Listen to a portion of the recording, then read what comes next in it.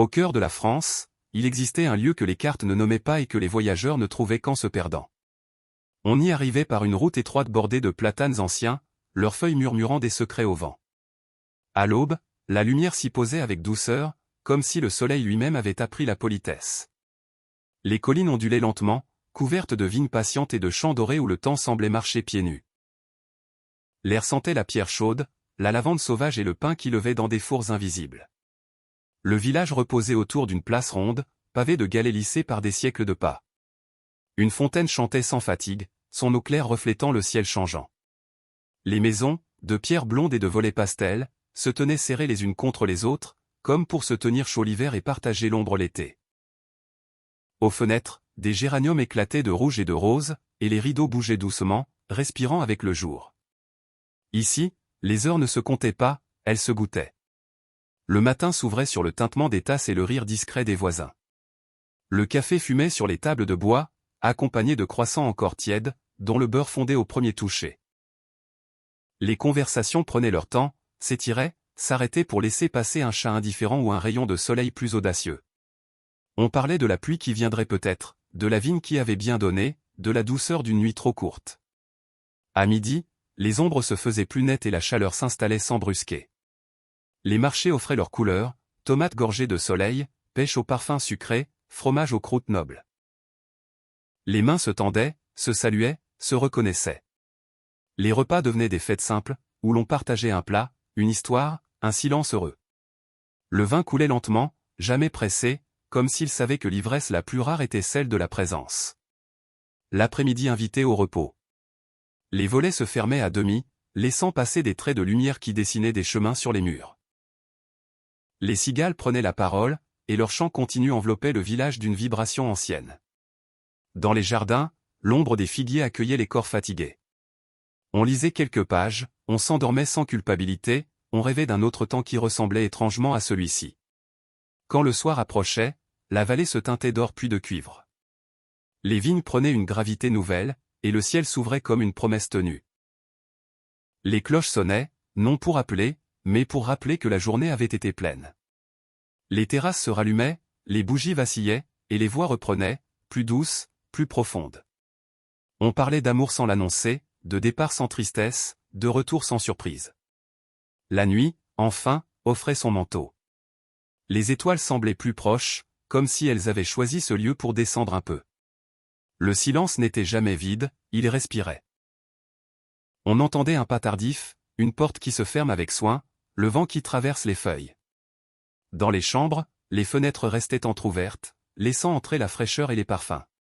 Le sommeil venait sans lutte, sûr de trouver, au réveil, le même monde intact.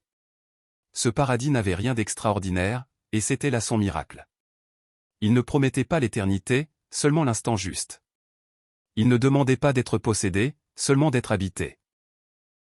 Ceux qui y passaient repartaient différents, le cœur allégé, portant en eux une lenteur nouvelle et une certitude simple. Quelque part en France, il existait un endroit où la vie se souvenait d'elle-même, et où le bonheur n'avait pas besoin de bruit pour être vrai. À eu cœur de la France, il existait un lieu que les cartes ne nommaient pas et que les voyageurs ne trouvaient qu'en se perdant. On y arrivait par une route étroite bordée de platanes anciens, leurs feuilles murmurant des secrets au vent.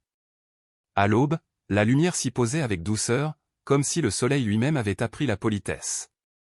Les collines ondulaient lentement, couvertes de vignes patientes et de champs dorés où le temps semblait marcher pieds nus. L'air sentait la pierre chaude, la lavande sauvage et le pin qui levait dans des fours invisibles. Le village reposait autour d'une place ronde, pavée de galets lissés par des siècles de pas. Une fontaine chantait sans fatigue, son eau claire reflétant le ciel changeant. Les maisons, de pierre blonde et de volets pastels, se tenaient serrées les unes contre les autres, comme pour se tenir chaud l'hiver et partager l'ombre l'été. Aux fenêtres, des géraniums éclataient de rouge et de rose, et les rideaux bougeaient doucement, respirant avec le jour. Ici, les heures ne se comptaient pas, elles se goûtaient. Le matin s'ouvrait sur le tintement des tasses et le rire discret des voisins. Le café fumait sur les tables de bois, accompagné de croissants encore tièdes, dont le beurre fondait au premier toucher. Les conversations prenaient leur temps, s'étiraient, s'arrêtaient pour laisser passer un chat indifférent ou un rayon de soleil plus audacieux. On parlait de la pluie qui viendrait peut-être, de la vigne qui avait bien donné, de la douceur d'une nuit trop courte. À midi, Les ombres se faisaient plus nettes et la chaleur s'installait sans brusquer. Les marchés offraient leurs couleurs, tomates gorgées de soleil, pêche au parfum sucré, fromage aux croûtes nobles. Les mains se tendaient, se saluaient, se reconnaissaient. Les repas devenaient des fêtes simples, où l'on partageait un plat, une histoire, un silence heureux. Le vin coulait lentement, jamais pressé, comme s'il savait que l'ivresse la plus rare était celle de la présence. L'après-midi invitait au repos. Les volets se fermaient à demi, laissant passer des traits de lumière qui dessinaient des chemins sur les murs. Les cigales prenaient la parole, et leur chant continu enveloppait le village d'une vibration ancienne. Dans les jardins, l'ombre des figuiers accueillait les corps fatigués. On lisait quelques pages, on s'endormait sans culpabilité, on rêvait d'un autre temps qui ressemblait étrangement à celui-ci. Quand le soir approchait, la vallée se teintait d'or puis de cuivre. Les vignes prenaient une gravité nouvelle, et le ciel s'ouvrait comme une promesse tenue. Les cloches sonnaient, non pour appeler, mais pour rappeler que la journée avait été pleine. Les terrasses se rallumaient, les bougies vacillaient, et les voix reprenaient, plus douces, plus profondes. On parlait d'amour sans l'annoncer, de départ sans tristesse, de retour sans surprise. La nuit, enfin, offrait son manteau. Les étoiles semblaient plus proches, comme si elles avaient choisi ce lieu pour descendre un peu. Le silence n'était jamais vide, il respirait. On entendait un pas tardif, une porte qui se ferme avec soin, le vent qui traverse les feuilles. Dans les chambres, les fenêtres restaient entr'ouvertes, laissant entrer la fraîcheur et les parfums. Le sommeil venait sans lutte, sûr de trouver, au réveil, le même monde intact. Ce paradis n'avait rien d'extraordinaire, et c'était là son miracle. Il ne promettait pas l'éternité, seulement l'instant juste. Il ne demandait pas d'être possédé, seulement d'être habité.